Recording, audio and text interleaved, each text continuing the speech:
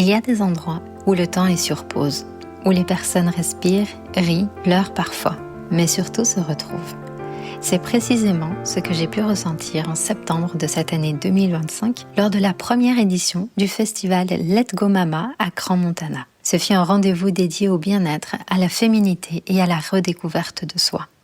Au milieu des ateliers, des discussions, des rituels et des éclats de rire, j'ai tendu mon micro à celles qui, chacune à leur manière, avaient besoin de déposer quelque chose, là, à ce moment de leur vie. Certaines l'ont fait pour se libérer, pour mettre des mots sur ce qui pèse. Certaines l'ont fait pour se bousculer, et d'autres pour ouvrir la voie à celles qui se sentent seules.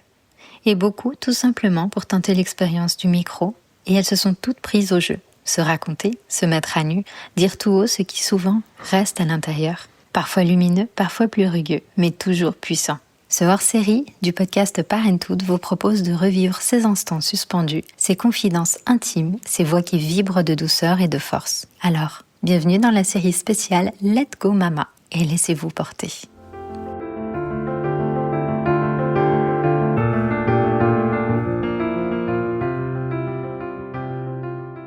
Bienvenue dans ce tout premier épisode de la mini-série spéciale Let's Go Mama. Et cet épisode a quelque chose de particulier. D'abord parce que c'est un épisode qui raconte la naissance de ce festival, créé pour les mamans, pensé, rêvé et porté à bout de bras par deux femmes incroyables, Cléoriana et Isaline.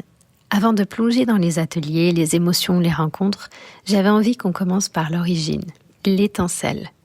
À la base, on voulait juste, qui a fini par devenir un événement qui a réuni une centaine de femmes au fin fond du Valais. Ensuite, cet épisode est spécial pour une autre raison, parce qu'il a été enregistré en 2 temps.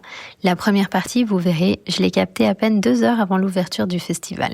Les filles étaient encore dans l'effervescence des préparatifs, dans l'énergie avant le grand saut, les derniers détails à vérifier, bref, c'est un vrai, pur moment de coulisses.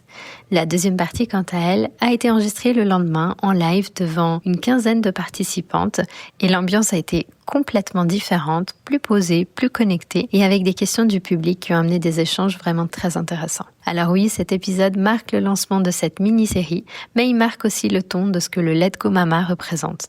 De la spontanéité, du partage, de la sororité, de la vulnérabilité, de la force et surtout beaucoup de cœur. Je vous souhaite une bonne écoute et plein d'étincelles dans vos cœurs.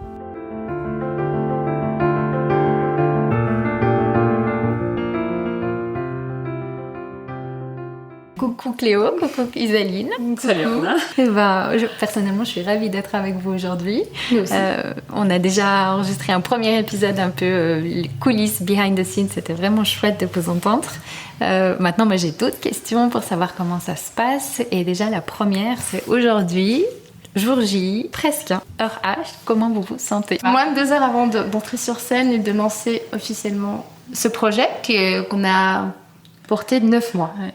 C'est un vrai bébé. C'est un vrai bébé. Déjà, ça, c'est hyper chou, symboliquement, mais aussi, des fois, tu travailles tellement, et t'es tellement, tu vois, dans la petite logistique et tout, ouais. Et là, de voir vraiment le festival prendre vie, de voir les filles arriver, et de voir toute cette énergie, tu vois, ouais. Aussi, je sais pas, tout le monde s'est tellement donné de la peine avec son corner, les intervenantes, elles vont vraiment choyer les festivalières, et ça, c'est hyper cool. Et donc, j'ai vraiment une excitation un peu de me dire j'ai envie que 15h30 arrive, que ça commence, tu vois, et voir un peu les réactions et nous-mêmes aussi un peu découvrir. Oui. Moi, je pense que ça fait 9 mois qu'on est sur papier, tu sais. Ouais. Et là, il y a beaucoup d'excitation en tout cas de ma part, que ça se concrétise, que on ressente aussi tout ce qu'on a mis en place, comment c'est accueilli, comment on le vit. Et puis Cléo l'a dit hier, elle a dit c'est comme un examen qu'on a surpréparé. On veut passer cet examen. C'est pas l'examen le plus cool que vous avez fait? Ah si, franchement. C'est cool, ouais. Stressant, exigeant, j'imagine, mais ouais. Le stress, c'est un bon stress. Mais en tout cas, on le sent sur vous, sur votre visage et tout. Vous êtes, on sent l'excitation, l'étincelle, littéralement l'étincelle qu'il y a dans vos yeux. Est-ce qu'il y a des moments particuliers pour vous là que vous attendez? L'ouverture. Je pense qu'elle et moi, on attend l'ouverture avec impatience. Et puis bon, moi j'ai 2 ateliers que j'attends aussi. Oui, Isaline, elle a la double casquette, tu vois. Elle est co-directrice du festival, mais en plus de ça, elle anime 2 ateliers. Et puis, on a imaginé un discours d'ouverture un peu original, avec beaucoup de sens. Et puis, on y a mis du nôtre dans ce discours. Donc, voilà, ça va donner un peu la tonalité. Donc ça sera pour nous vraiment le kick-off, tu vois. début des festivités. Et puis, sinon, la soirée de samedi soir, évidemment. Et nous, en plus, on sera en mode un peu plus relax, donc vraiment, parce que donc on va profiter. Mais même pour nous, je veux dire, les participants, les intervenantes, il y a plein de moments comme ça. On se dit, mais qu'est-ce qu'elle nous réserve aussi? Tu sais, on disait hier soir, on aimerait tellement, en fait, être... Tu sais, vierge de toute connaissance du festival et puis venir avec les yeux de la personne qui a juste pris son ticket en se disant je vais vivre un week-end et on verra déjà bien ce que ça donne. Et donc ressentir, tu vois, ou comprendre un peu comment elles vivent et elles comprennent le festival, ça serait hyper cool. Ouais. Mais en tout cas, moi, là, je me sens surexcitée. C'est vrai, Et en plus, je suis pile entre les deux où j'ai quand même un petit regard sur ce que vous faites, mais sans trop savoir non plus. Et en même temps, en étant aussi participante et tout, donc du coup, c'est vrai que... Alors, non, mais je pense qu'à l'heure actuelle, en plus, avec tous les audios que tu as écoutés, en fait, tu étais dans notre téléphone depuis le début, donc en fait, t'en sais plus que la majorité, donc tu sais l'enjeu que ça représente pour nous. Imagine si moi je me sens. Et en plus, l'arrivée ici, c'est vraiment magique. Pour le coup, arriver comme ça dans ce cadre, Montana et tout. Se retrouver dans un cadre comme ça, avancer petit à petit jusqu'ici, l'accueil était trop chou et tout. Donc franchement, c'est. Et je suis pas encore allée voir tout ce qu'il y a. Donc je suis en mode vraiment. Écoute, c'est aussi pour ça qu'on a choisi là. Au début, je me suis dit, c'est vraiment loin pour moi. En Montana, je disais, j'avais envie de prendre mes chaussures de ski pour venir ici. Au début, donc j'étais là. Mais en fait, c'est ça aussi. C'est que tu sors de ton quotidien. Tu vas physiquement ailleurs. C'est ce que je me suis dit aussi. Tu as des pays. Parce que là, t'es vraiment dépaysé pour le coup. Oui, puis la montagne, c'est toujours bien. T'as de l'air pur. Toujours bien ici. Non, et puis c'est vrai que tu sens que t'es dans un endroit différent, que tu dois faire quelque chose et tout. Et que c'est vraiment chouette. On se réjouit d'être tout à l'heure et puis de chaque petit moment. Oui, en fait, moi je me réjouis d'entendre des filles aussi nous dire, tu sais. C'est nul, mais c'est bien. Mais ça peut qu'être bien vu vu l'enthousiasme qu'il y a, vu l'idée et le professionnalisme. Ça, je tiens vraiment à le souligner. J'ai pas encore tout vu de ce que j'ai vu. Non, mais c'est super professionnel. La façon dont vous avez vraiment tout géré. En tant qu'intervenante, j'ai eu la chance d'être dans vos groupes et donc de voir et tout la préparation. J'étais vraiment guidée du début à la fin. C'est-à-dire que des fois, j'avais une question. Et juste après, j'avais une réponse avant même de l'avoir posée. Ça nous fait plaisir, ça, Anna. Non, je vous promets que c'est franchement... Je pense que vous êtes prête pour 1000 éditions, là. Chaque année. Tu en fais un rendez-vous annuel. On va déjà en faire une, puis après, il va falloir retrouver un peu des sous, tu vois. Et après, on se relance par la suite. On revoit une autre business, oui, voilà. Après la première édition, vous aurez tout le matériel pour demander. Exactement. Oui. Et en tout cas, l'émotion, elle est palpable. Auprès des autres personnes, je pense que ça se sent aussi sur les réseaux sociaux. C'est clair. Et les filles qui vont venir ici à ton micro, du coup, à la record room, elles savent pas exactement ce qu'elles viennent faire. Elles savent qu'elles viennent, tu vas déposer des mots, mais ça sera aussi un peu un moment surprise. Et puis, on sait qu'elles vont passer un moment un peu... Pour la plupart, elles n'ont jamais, témoigné. Non, puis de mettre des mots, tu sais, oser les prononcer, déjà, c'est une vraie thérapie, des fois. Ouais, clairement, c'est une vraie thérapie, comme tu dis. Ça fait vraiment du bien. On s'en rend pas forcément compte au début parce qu'on est un petit peu bloqué, mais une fois que tu commences et tout. Tu fais des mini-cercles de femmes à deux, en fait, Anna. C'est pas mal. Tu formulé comme ça. Voilà, c'est chou. C'est très chou comme idée. Mais tu viendras nous dire comment ça se passe. Mais du coup, t'as vu les 2 slots qui étaient libres, ils se sont remplis. Donc, c'est cool. En tout cas, merci infiniment parce que moi je suis contente, vraiment méga heureuse d'être ici aujourd'hui. Non, merci à toi de Barcelone.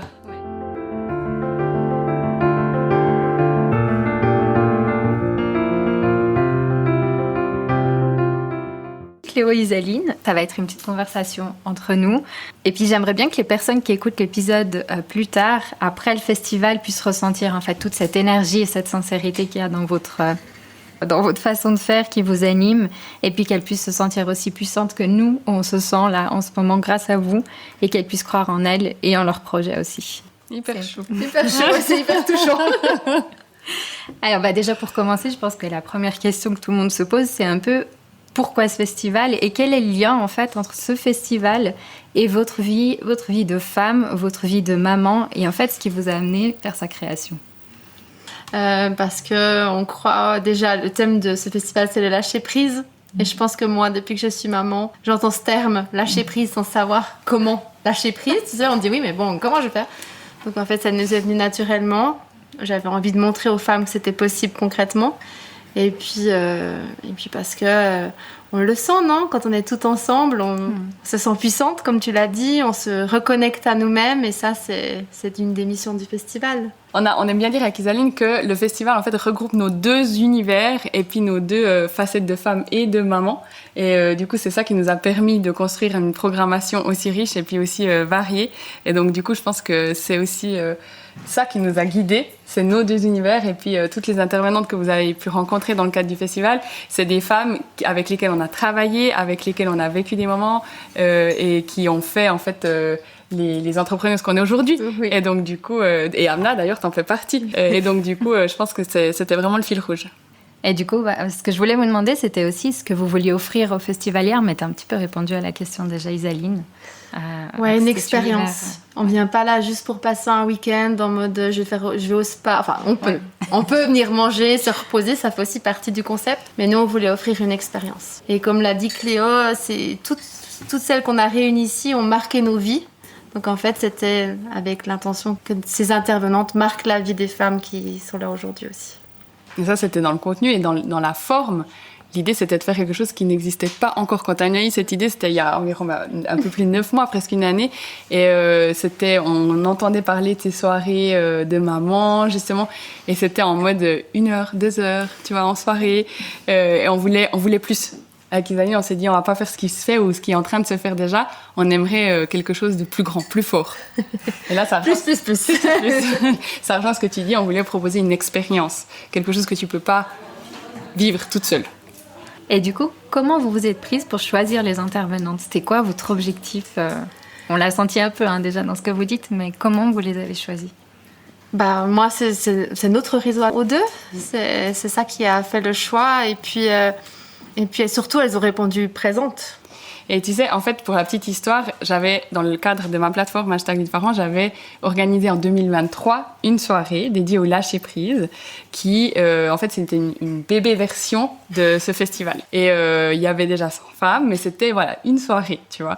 Et il y avait déjà des intervenantes qui interviennent ce week-end ici. Et donc, quand Isaline me dit, j'ai envie de faire une retraite et qu'on était parti un peu dans cette idée de retraite et tout, j'ai dit, mais en fait, je veux plus, viens, on voit plus grand. Et c'est comme ça que nous est venu le terme vraiment du festival. Et puis, le choix des intervenantes, du coup, c'était exactement aussi dans ce sens-là. Oui. On choisit des moments que nous, on a vécu, des expériences que nous, on a faites. Et donc, c'est évidemment des valeurs sûres, parce que si ça nous a touché nous, ça veut dire que ça allait vous toucher vous. Oui.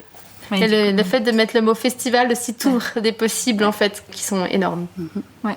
Oui, puis en plus, pour celles d'entre vous qui ont écouté notre épisode où on présente les coulisses de l'organisation de ce projet, on voit comment l'idée, elle est née au début. On voit qu'au début, t'évoquais même une sorte de convention, de rendez-vous professionnel, et puis comment ça a dérivé sur le côté festival. Ouais. Et alors, dans l'organisation de ce festival, ça a été quoi votre plus grand défi, vos moments forts, par exemple, à chacune d'entre vous? Le premier moment fort, je pense, ça a été le budget.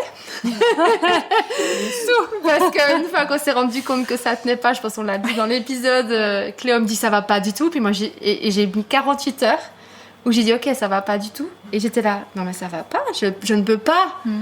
C'est quand j'ai fait le vocal, Cléo, ça va pas, on peut pas dire au revoir à ce projet. Donc ça, c'était un moment fort. Mais c'était important pour nous de nous lancer dans quelque chose qui était viable et respectueux. On pouvait pas organiser quelque chose qui soit pas carré, ça c'est un mot important. Ouais, qui soit pas carré, on dit aux filles allez venez, mais faites ça vite comme ça. Tu vois, il fallait c'est pour ça aussi que ça a pris du temps. Tu vois, un événement comme ça grand et puis avec autant de profondeur, j'ai l'impression que c'est quelque chose qui est quand même bien pensé et ça demande du temps. Et donc c'était ça aussi peut-être le challenge, de mettre toutes ces pièces du puzzle ensemble pour que la structure permette vraiment d'offrir un moment à la hauteur de ce qu'on se souhaitait. Ouais. Puis l'autre défi, c'est quand on a pressé sur le bouton publier. Ça, c'était un moment fort. En fait, c'était pas ça, le moment fort. Le moment fort, c'est quand on a vu qu'à peine l'événement online, les inscriptions commençaient à rentrer. Ça n'en revenait pas. Elle me dit, mon téléphone fait que de sonner. Quand tu lances quelque chose, t'espères pour le mieux, mais tu te dis, on verra aussi déjà bien ce que ça donne. Peut-être qu'il n'y a pas de demande. Parce que donné qu'un festival dédié au lâcher-prise des femmes n'existait pas en Suisse, on ne savait pas la réelle demande, tu vois. Alors, on ne savait pas si ça allait parler au public. Et donc, quand on a commencé à recevoir les premières inscriptions et qu'en 72 heures, le festival, enfin, les Early Bird étaient déjà sold out et que c'était pareil pour le reste des entrées, on s'est dit que là, il y avait une réelle demande. Comme quoi. Il y avait vraiment un besoin très fort. Eh ben, en parlant de femmes, de mamans, de maternité, d'après vous, qu'est-ce que la maternité vous a appris et qui vous a été essentiel dans l'organisation de ce festival ? Ça, c'est d'abord toi. Réponse très spontanée comme ça et peut-être aussi un peu banale, mais je travaille dans l'événementiel. Et organiser ce genre d'événement, c'est ma passion, mais au-delà de ça, c'est aussi mon travail. Et donc, du coup, j'aime contrôler, j'aime les plannings, j'aime les Excel, tu vois, j'aime que ça soit tout On parle de lâcher prise, hein. Oui, ouais. Voilà, j'aime ça. Et moi, avec les enfants, mon premier-né, j'avais mon planning de la journée. Je voulais sortir et prendre le bus à 15h21. Mais évidemment, à 15h21, l'enfant a faim. T'allaites, qu'est-ce que tu fais? T'es première fois maman, tu restes et tu rates ton bus et tu prendras le prochain. Ça, pour moi, ça paraît anodin, mais c'était, je voulais arriver à telle heure pour aller faire la surprise à mon mari et qu'on aille le chercher au travail, tu vois. Je me rappelle vraiment de cet exemple. Je me suis dit, il faut lâcher prise sur le temps. Parce que pour moi, c'était plus important de le nourrir et de le nourrir correctement et de prendre ce temps. C'était un souhait que j'avais. Et donc, si j'avais ce souhait, il fallait lâcher prise sur le temps, la temporalité et l'organisation. Et cette paix que j'ai connue grâce à l'allaitement, parce que du coup, l'allaitement m'a demandé, tu vois, de ralentir le rythme, je l'ai retrouvé nulle part ailleurs. Donc, c'est un peu une leçon. Ça ne veut pas dire que j'ai encore cet apaisement en moi, mais de temps en temps, je m'en rappelle quand même. Et donc, je pense que je peux prendre ça avec moi. Donc, de temps en temps, tu arrives à te dire, OK, j'ai pas pris ce bus, mais je prendrai le prochain. C'est pas grave. Et moi, je pense que la maternité m'a appris à m'affirmer et à surtout faire ce que je rêve de faire. C'est-à-dire que l'exercice d'avoir dit à Cléo déjà, et de l'avoir tellement sûre quand je lui ai proposé ça, qu'elle m'a dit, elle était déjà, mais je vois pas aucun problème à ce que tu me proposes. Elle m'a tellement mis en confiance de me dire, oui, tout est possible. Que c'est un peu la leçon que moi j'ai tirée depuis que je suis maman, c'est que tout est possible. Tout. Ça veut dire qu'il suffit de se mettre en action et d'y aller. Même si on connaît pas, même si c'est vrai, ça fait peur en fait. Ça fait peur. Vendredi après-midi, avant de prendre la parole sur scène, je dis à Claire, mais pourquoi on fait ça? Pourquoi on se met dans des zones d'inconfort pareil? Je dis, on pourrait être tranquille à la maison en fait. Et puis, c'est une question qui est revenue souvent d'ailleurs pendant le festival. On pourrait être tellement beaucoup plus... pourquoi on se met ces challenges? Et puis en fait, moi, c'est ce qui me fait vibrer. Et c'est ce qui me donne le feu, l'envie, et puis c'est ce que j'ai envie de montrer à mes enfants. Le sens du sacrifice, c'est fini, en fait. Ça veut dire que maintenant, tout est possible, même avec la peur, on la prend avec. Et c'est un bel exemple pour ma fille et mes garçons aussi. Tu as répondu à une de mes prochaines questions, merci. Ce que je voulais savoir, en fait, à travers ce festival, qu'est-ce que vous aimeriez chacune laisser en héritage, montrer à vos enfants sur votre vie de maman, votre vie d'entrepreneur, et ce que vous voulez leur apprendre avec ce festival? Pour moi, j'ai ma fille, je crois qu'elle est témoin, donc c'est merveilleux. D'ailleurs, si j'en parle trop, je vais pleurer tout le temps. Donc oui, donc ça c'est l'héritage. Et puis, de par mes garçons qui sont restés à la maison avec leur papa, c'est de leur montrer que je ne suis pas qu'une maman. Je suis certes leur maman, mais il y a d'autres casquettes. Et j'aimerais que eux, quand ils seront à eux-mêmes papa ou partenaires, qu'ils se rendent compte que leur femme n'est pas qu'une facette, en fait, qu'elle est multiple. Ça fait un peu écho à ce que tu dis. Moi, j'ai 2 garçons. J'ai pas de fille. Et donc, du coup, je mets un point d'honneur en étant la seule femme à la maison, tu vois. J'ai un peu un point d'honneur. Oui, j'ai arrêté mon activité professionnelle rémunérée à la naissance de mon deuxième. Et donc, j'ai décidé d'être avec eux à la maison pour le moment. Alors, entre-temps, il y a le festival, ma plateforme, tu vois. Je continue. J'ai quand même une activité professionnelle. Mais ils me voient à la maison. Donc, pour moi, c'était quand même important de leur signaler. Parce que je suis ici, parce que j'ai des autres choses qui m'importent et qui sont importantes pour moi en dehors de eux, leur montrer que j'existe en dehors de ça et que je suis pas juste leur maman, mais en fait maman, elle sort avec des copines, maman elle va danser la salsa et maman elle va en week-end avec Isaline en Turquie parce qu'elle travaille sur le festival. Et je vois dans leurs remarques que c'est hyper intéressant parce que en fait ils me le rendent, tu vois, et que en fait ils sont petits, donc ces notions, tu vois, de genre et puis de place dans la société, ils les ont pas. Par contre quand je dois remplir un formulaire, je sais pas, le docteur me dit, vous travaillez? Je dis, non, je suis avec mes enfants parce qu'il faut que ça aille vite et j'ai pas le temps d'expliquer ce que je fais. Ils me disent, ah non, maman, mais tu travailles avec Hashtag. Je dis, oui, je travaille avec Hashtag. C'est vrai. Donc, mais c'est un peu, tu vois, c'est un petit commentaire qui fait du bien parce que du coup, ils comprennent que j'existe autrement qu'à la maison et qu'une femme, ça peut exister autrement. Donc, je dis, c'est un festival, des femmes disent, j'aimerais bien être une femme pour venir au festival. Et donc, voilà, ils comprennent qu'on prend du temps pour nous et qu'on existe au-delà de ça. Je trouve ça hyper chou. Ouais. Et voilà, j'espère que c'est des petits cailloux qui, mis ensemble, créeront une génération différente de celle qu'ont connue nos parents et qu'on connaît nous. Ouais. Je me demandais, en tant que femme, en tant que maman, on a toutes nos petits ou nos plus grands traumas qu'on essaye de guérir. Des fois, avec la maternité, la matrescence, ça déclenche quand même pas mal de choses. Est-ce qu'il y a quelque chose... Est-ce que l'organisation de ce festival vous a permis de guérir certaines choses en vous? Oh là là, Kamna, cette question. Ah là là là là. Moi, je vais y aller en premier. Parce que, et là, c'est une déclaration pour toi. Ça y est. Non, je me suis sentie très accompagnée. Je pense que j'ai bénéficié gratuitement des services de Isaline. Parce qu'à chaque étape, tu vois, tu construis quelque chose, tu fais face à des humains, tu t'imagines avec plus de 15 marques, 19 intervenantes, le staff, tu vois, tu as affaire à beaucoup de gens, donc beaucoup de personnalités. Et donc, du coup, tu travailles avec tout ça.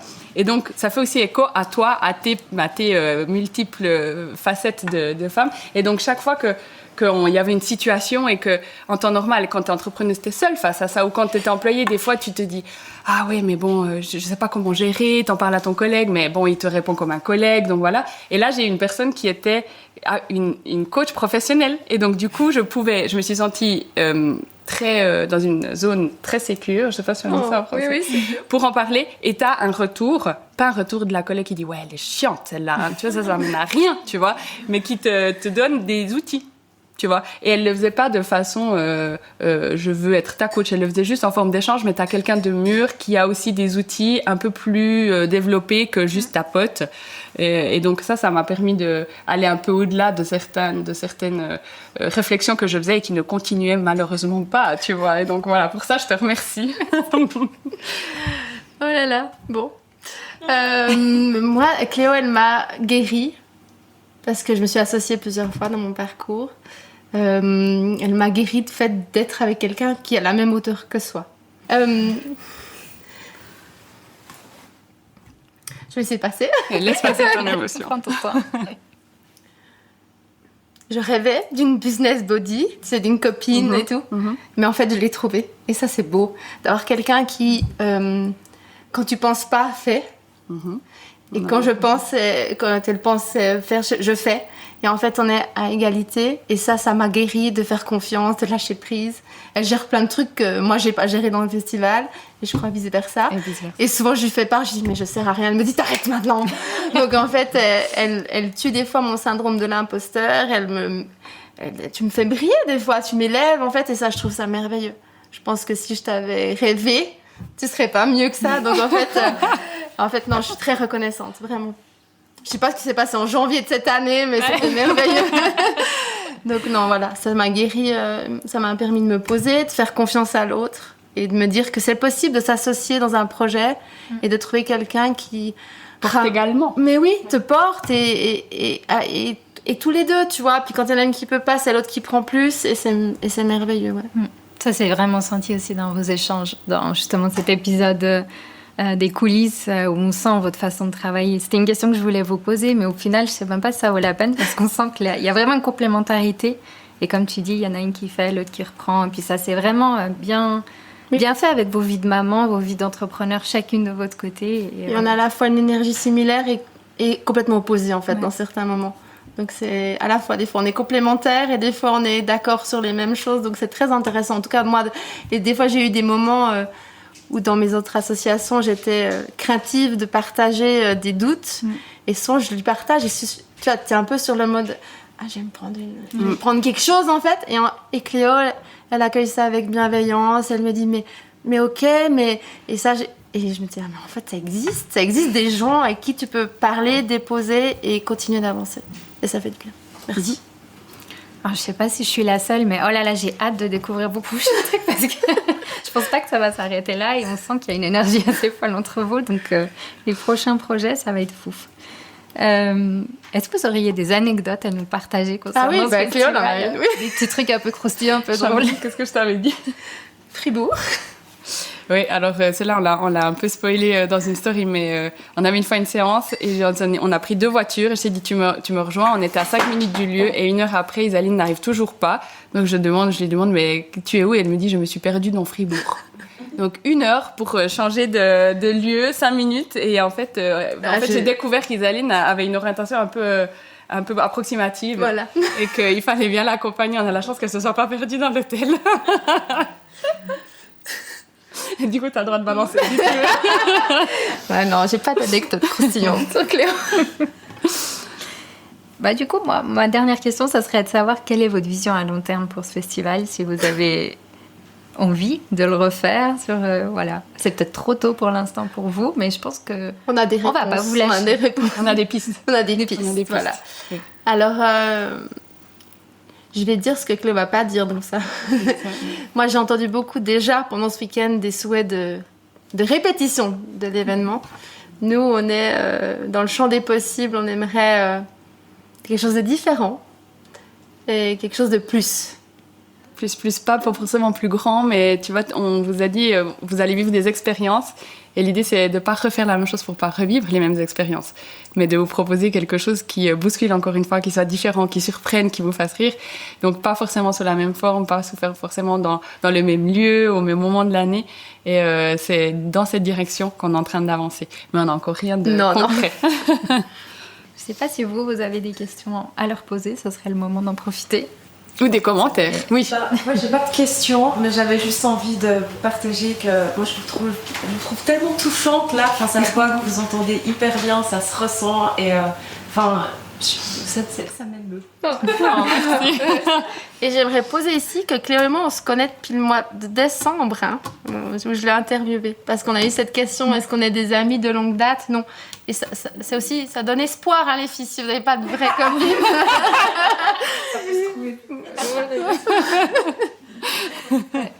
Vous avez senti dès le début qu'il y avait quelque chose qui... Bon, moi, au podcast, elle m'a beaucoup émue, ouais. Bon, comme toutes mes invitées en même temps. Hein. Oui, voilà, t'es dans un exercice, donc...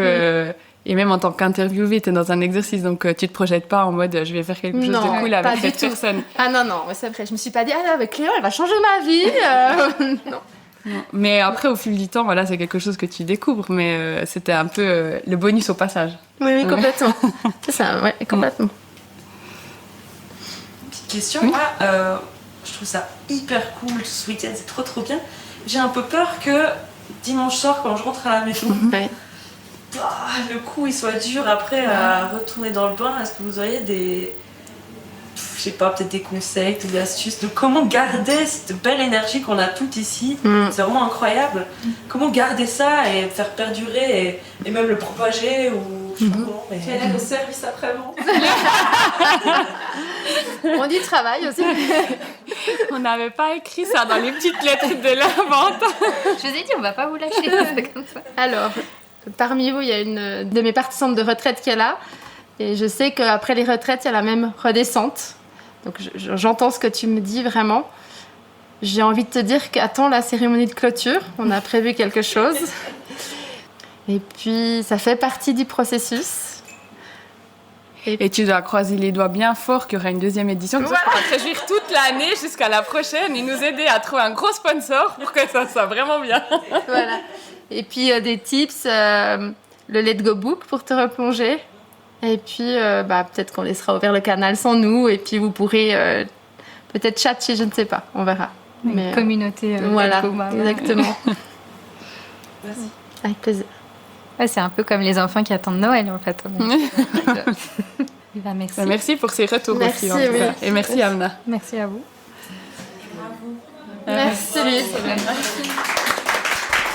sans vous, il n'y a rien qui est possible en fait. Il faut se rendre compte quand même de ça. Mais moi j'ai une question pour vous. Oui, voilà, merci Cléo, j'étais là. Est-ce que moi... Non, parce que je profite du coup. Est-ce que c'était facile pour vous de prendre la décision de dire ouais, j'y vais, je m'offre ça, je mets cet argent, ce temps, cette logistique en place pour que je m'offre et je vive ce week-end. Est-ce que c'était facile ? Pas forcément logistique. Oui, logistiquement aussi, mais est-ce que t'as longtemps douté ? Est-ce que tu t'es posé la question ou est-ce que c'était genre j'ai besoin de ça, je donne tout, no matter what, tu vois ? Quelle était un peu l'approche ? Je sais pas si... T'as dit non. Ah ouais, moi, en fait, j'avais vu un truc un peu similaire. J'écoute pas mal le podcast La Matrescence. Et ils proposent un peu des retraites, mais c'est plus sur une semaine, c'est sur Bordeaux. Et puis ça m'avait intéressée. Puis après, trop compliqué. Et après, justement, il y a ça qui est arrivé plus ou moins dans les mêmes temps. Du coup, je me suis dit, bon, là, c'est écrit, quoi. C'est proche. À porter, ouais. Faut y aller, quoi. Donc, mais après, quand même, le soir où j'étais au taquet, justement, à l'heure pour prendre les billets, là. Je me suis dit quand même, le budget, faut s'organiser. En plus, je ne sais même plus quand j'ai fait la réservation, mais c'était il y a quelques mois. Oui. En début d'année, ouais. Je me dire, oui, en septembre, j'aurai un week-end de libre. Donc, ouais, en tout cas, moi, je trouvais dur se projeter là, mais je regrette pas. Mais bravo. Pour quelqu'un, c'était hyper facile, oui. Ah non, enfin, hyper facile de dire oui, j'en ai besoin, je le veux, mais financièrement. Oui. Alors.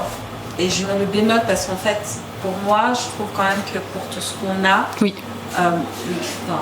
ça va, c'est abordable, on va dire. Mais en même temps, c'est de les sortir, en fait, qui est compliqué. Donc moi, je me dis que je fais partie des dernières à avoir pris parce que justement, il y avait la question du budget. Et donc voilà, mais sinon, je pense qu'on est toutes dans ce besoin d'être là et de lâcher prise. Oui, c'était difficile pour moi plus de donner le budget. Oui. Merci Pascal. Bah, moi je prends vite parce que je suis l'envie de la chambre suspendue. Ah voilà. Oui. Comment vous dire que c'était rêvé, c'était intentionnel, mais que pas possible. Enfin. Et puis voilà. Donc merci aux femmes aussi que j'ai contactées. Je n'ai pas encore reçu de réponse, mais ont participé à ça, au bout d'avoir eu c'était en générosité et puis enfin ouais merci. Je saurais pas vous dire de plus, mais écoute, avec plaisir. Pour celles qui ne savent pas, au tout début, quand on a ouvert le festival, on a mis en place une chambre suspendue basée sur le modèle des cafés suspendus. Quand tu vas dans un café, tu payes 2 cafés mais tu n'en consommes que 1 et tu mets un petit trait sur l'ardoise et la personne qui souhaite prendre un café mais qui peut pas ou vit un moment difficile financièrement, il profite de ce petit trait que tu as mis sur l'ardoise et donc son café est payé. Et donc on s'est dit, on met en place une chambre suspendue collectivement financée par celle qui voulait ou celui qui voulait, parce qu'il y a aussi des hommes qui ont financé cette chambre. Et donc du coup, l'idée c'était de faire profiter à une festivalière de la chambre et du week-end. Et du coup, toi, t'as décroché la chambre suspendue et après ça s'est fait à travers un tirage au sort. Donc la chambre a été attribuée de cette manière-là et on est très contente et aussi fière de cette initiative. Ça n'était qu'une. Mais en fait, c'était un signal qu'on voulait donner. Et puis, c'était une façon pour nous de rendre accessible le festival. Et je sais aussi, pour répondre, je vois exactement la différence où tu l'as fait. Pour ce que tu dis que tu en as eu pour ton argent. Mais en même temps, c'était quand même une grosse somme à sortir. Donc, la différence, elle est à ce niveau-là. Et on en était consciente. Et on a travaillé le prix vraiment jusqu'au bout pour que ça soit abordable même si on est très consciente. Oui, on est très consciente, c'est sûr. Mais l'effort va vraiment dans cette lignée-là. Voilà. Ouais. Mais je pense aussi le fait que la communication était très tôt. Oui. En tout cas, dans ma façon de planifier, parce que je te rejoins là-dessus. Le planning, ça fait partie aussi de mon travail. Donc voilà. Donc c'était, ok, à partir de là, je mettrais mes 40 francs, mes 50 francs, voilà. Chaque fois je faisais ma petite machine, même peut-être ma petite pièce de 2 francs, ça me tombe. Je pense que le fait aussi de communiquer tôt, alors c'est difficile à projeter parce que c'est loin et puis on ne sait pas ce qui peut se passer, là, mais en même temps, ça aide sur le plan financier de prévoir ce genre de choses. Tout à fait. Maintenant, peut-être que si aussi ça ancré, c'est quelque chose qui peut se prévoir en fait. Un Noël, comme ça. Demande à ton anniversaire. Voilà, exactement. Beau cadeau pour le prochain Let's Go. Exactement. Super cadeau. On va peut-être la faire avant Noël, ça, tiens. Le prochain, offrir de beaux cadeaux pour participation au prochain. Ouais, je sais pas.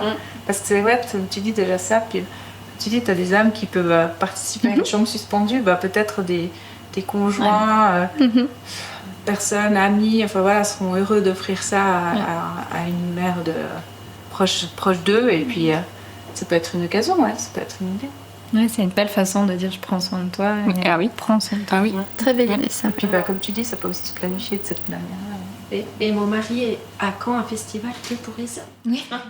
Alors on l'a entendu et re-entendu cette question. Oui. Hein. Alors, écoute, comme j'ai dit à la radio, s'ils se sont appelés par l'organisation, qu'ils fassent. Vraiment. Mais nous, là, on va s'occuper des femmes. C'est que c'est très inspirant, même Oui. à travers, en fait, de partager ça. Ah, tiens, Et mon mari a dit clairement que lui, il avait des ateliers, il est jaloux, quoi. Il m'a dit, mais moi, j'ai envie de venir. Et ben là, il y avait plein de monsieur ce matin au déjeuner, très tôt, puis qui regardaient en fait le QR code. J'adore. Moi, j'étais en train de déjeuner, et puis ils m'ont posé la question si je faisais partie en fait du festival. Mais non. Puis qu'ils étaient trop intéressés par certains ateliers. Mais non, c'est tellement drôle. De rage, c'est que pour les femmes. Et peut-être qu'ils ouvrent une porte sur le mix. Oui, Mais écoute, bon. hein, tu sais jamais. Tu sais jamais, Ouais. Mais j'entends que ça appelle, oui. Et puis moi, je pense qu'effectivement, quand on milite pour la charge mentale, tout ça, il faut aussi que l'autre pan en prenne conscience. Donc en fait, je serais pour, mais comme j'ai dit, on a déjà bien à faire avec les femmes. Justement, cet appel de faire des festivals et tout ça, comment parce que forcément ça existe, il y a des retraites, il y a de lâcher prise et tout ça. Donc comment vous le vivriez si maintenant il y a d'autres femmes qui se lancent aussi dans des festivals un peu similaires aux vôtres, parce que pour vous c'est plutôt justement cette idée de transmettre et puis allez-y les médailles, ou c'est maintenant en fait on a fait tout ça, puis maintenant il y en a d'autres qui font aussi, ça serait génial. Ah non, moi j'ai toujours partagé tout mon carnet d'adresses, être pour encourager toutes celles qui se lançaient. Moi il y en a une autre qui veut faire un autre festival, go en fait. Bien sûr. Go for it. Enfin, Ça veut dire que c'était inspirant. Ce qu'on voilà, a mis en place, exactement. tu vois. Pour moi, C'était très chouette justement de voir qu'il y avait les break. Les Mamas Mamas Break, Break, ouais, bah oui. Parce que c'est un peu similaire et puis que c'est. Oui. J'avais un peu une idée de la réponse, mais, Oui. mais je me suis dit, voilà, comment vous verriez. Ah non, pour moi, il n'y a jamais de concurrence, il n'y a que de l'encouragement. Plus on est, plus on a d'impact. Enfin voilà, je suis pour le développement de tout ça. Voilà. Aucune insécurité par rapport à ça. Merci pour la question. Ouais, très intéressant, merci. Merci d'avoir pris ce temps. Merci les filles, merci. Et on se voit ce soir, moi j'ai trop hâte. J'ai tout donné, hein.